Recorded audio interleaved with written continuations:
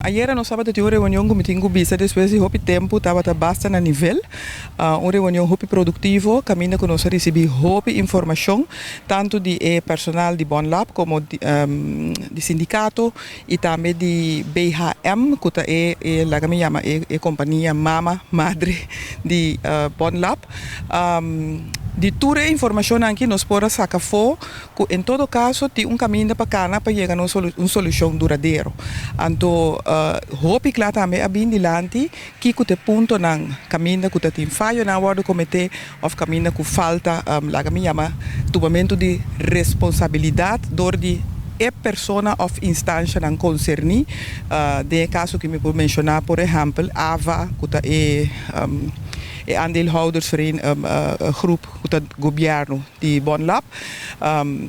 Ava na su turno lo mester a meldo BHM,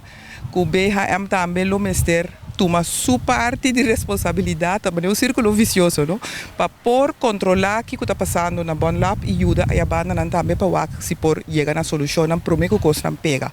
Pero agora que nós não fase que o coisa a pega acaba. Pois,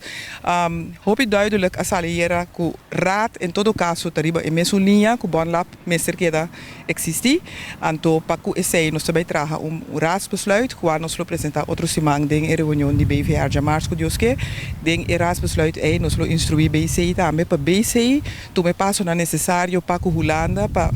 vai negociar of em todo caso traga afspraken aan fijo para que o assunto de Bonlab aqui na Bonaire.